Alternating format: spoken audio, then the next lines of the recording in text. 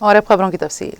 साबिक वज़ीर हरीश राव ने तेलंगाना कानून साज असेंबली में बात करते हुए हुकूमत से मुतालबा किया कि वो आरटीसी को नई पीआरसी कब देंगे, आरटीसी के अमले को कब सरकारी मुलाजिमीन के तौर पर तस्लीम करेंगे, वाज़ेह करें।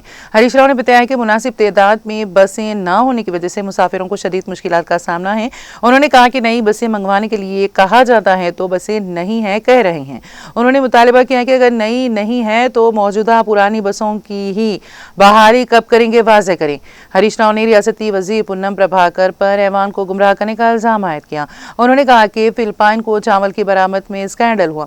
उन्होंने तनकीद की कि चावल बरामद करने के लिए रखा गया एडवाइजर धोखेबाज हैं। उन्होंने सवाल किया कि ईडी सीबीआई केस में दर्ज शख्स को एडवाइजर रखना क्या दुरुस्त है? इस एडवाइजर के मशवरे की वजह से रियासत को नुकसान हुआ, क्या यह दुरुस्त नहीं? उन्होंने कहा कि 10 लाख मैट्रिक टन फिलिपाइन को बरामद करने के लिए MOU किया गया है। ये कोई बड़ा बैनुल-अक़वामी मुआहदा है, हमारी कामयाबी है कहकर खुशियां मनाएं। अब यही बड़ा स्कैंडल बन गया। उन्होंने बताया कि 1 लाख मैट्रिक टन फिलिपाइन को बरामद करने के लिए MOU किया गया।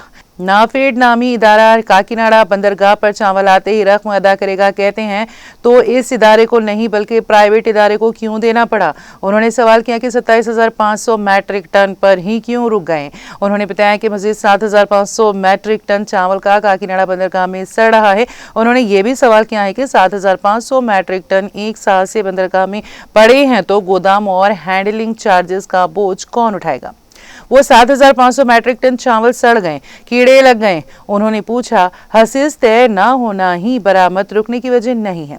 हरीश राव ने कहा है कि रियासती हुकूमत के रवैये से बड़े पैमाने पर नुकसान हुआ, ये हकीकत है। उन्होंने वाज़ेह किया कि अगर ईमानदारी है तो हाउस कमेटी बनाएं, साबित करने के लिए तैयार हों।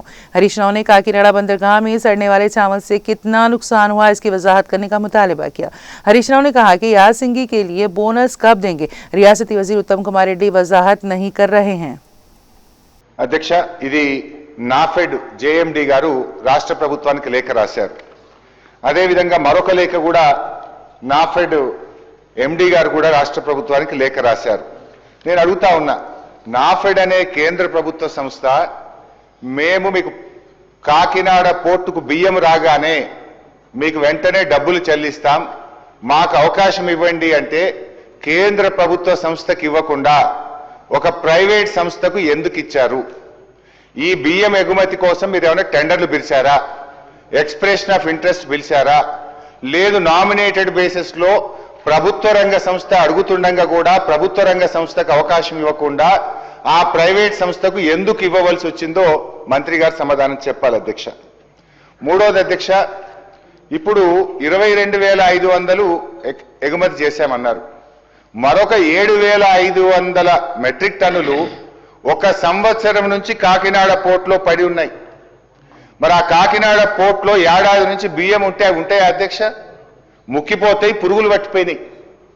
ఆ 7,500 మెట్రిక్ టన్నులు కాకినాడ పోర్టులో ఉంటే అక్కడ మనం ఇప్పుడు ఆ గోడౌన్ ఛార్జెస్ ఎవరు కట్టాలి? రాష్ట్ర ప్రభుత్వం కట్టాలి. వీళ్ళ అగ్రిమెంట్ కూడా తప్పు ఉన్నది.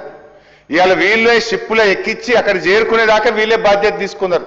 ఇప్పుడు 7,500 మెట్రిక్ టన్నులు కాకినాడ పోర్టులో ఉన్నది వాస్తవమా కాదా? ఒక సంవత్సరం నుంచి 7,500 మెట్రిక్ టన్నులు కాకినాడ పోర్టులో ఉంటే మరి దానికి ఎంత మనకు గోడౌన్ ఛార్జెస్ పడ్డాయి, హ్యాండ్లింగ్ ఛార్జెస్ పడ్డాయి, మరి అది కూడా కలిపితే నష్టం వచ్చినట్టే కదా. మంత్రి గారు క్లెవర్గా ఏం చేసిందంటే ₹1 కోటి లాభం వచ్చిందని చెప్పే ప్రయత్నం చేసిండ్రు. మరి 7,500 మెట్రిక్ టన్నుల బియ్యం ఏమైపోయినాయి?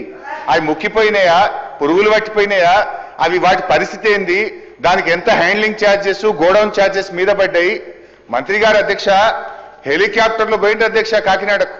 ఇదేదో పెద్ద పని చేస్తున్నాం, వేల కోట్ల రూపాయలు సివిల్ సప్లైస్ కార్పొరేషన్ కు ఆదాయం వస్తుంది, గత ప్రభుత్వానికి తెలివే లేదు, మేము చాలా గొప్ప ఘనకార్యం చేస్తున్నాం అని చెప్పి చాలా పెద్ద పెద్ద మాటలు చెప్పారు అధ్యక్ష మంత్రి గారు. వాస్తవంగా జరిగింది దీని వెనుక పెద్ద స్కామ్ జరిగింది, రాష్ట్ర ప్రభుత్వానికి నష్టం జరిగింది. ఒకవేళ మంత్రి గారు మీకు నిజాయితీ ఉంటే నేను స్పీకర్ గారి ద్వారా ఈ ప్రభుత్వాన్ని డిమాండ్ చేస్తా ఉన్నా, ఒక హౌస్ కమిటీ వేయండి, దీంట్లో జరిగిన అవినీతిని రుజువు చేయడానికి నేను సిద్ధంగా ఉన్నా. మీరు ఒక హౌస్ కమిటీ చేయండి. నిజంగా మీరు పారదర్శకంగా ఉంటాం, మాది ప్రజాపాలన అని మాటల్లో చెప్పుడు కాదు. నేను అడిగిన ప్రశ్నలకు సూటిగా సమాధానం చెప్పండి. నిజాలు బయటకు రావడానికి పోదాం కాకినాడ పోర్టుకు. మీరు ఆ రోజు జెండా ఊపడానికి హెలికాప్టర్ వేసుకొని కాకినాడ పోయింది కదా, మరి ఆ 7,500 మెట్రిక్ టన్నులు కాకినాడ పోర్టులో సంవత్సరం నుంచి అక్కడ ఎందుకు పడి ఉన్నాయి? వాటి పరిస్థితి ఏంది? మంత్రి గారు చెప్తారా? దాంట్లో వచ్చిన నష్టం ఎంత? సూటిగా సమాధానం చెప్పండి. ఎందుకు మీరు తిమ్మిరి బిమ్మని చేస్తారు? ఒక ఘరానా మోసగాడిని ఈడీ సిబిఐ కేసులో ఉన్నవాడిని రాష్ట్ర ప్రభుత్వం కనీసం చూసుకోకుండా అడ్వైజర్గా ఎట్లా పెట్టింది అధ్యక్ష? కేంద్ర ప్రభుత్వ సంస్థ మేము అడ్వాన్స్ గా డబ్బులు ఇస్తాం అని చెప్తే కేంద్ర ప్రభుత్వ సంస్థ అడిగితే వారికి అవకాశం ఇవ్వకుండా, నాఫెడ్కి అవకాశం ఇవ్వకుండా ఒక ప్రైవేట్ కంపెనీకి మీరు నామినేషన్ బేసిస్ లో ఎట్లా ఇస్తారు? How the rules will permit? వీటన్నిటి మీద అన్ని విషయాలు బయటకు రావాలంటే ఒక హౌస్ కమిటీ వేయాలని మీ ద్వారా ప్రభుత్వాన్ని డిమాండ్ చేస్తారు.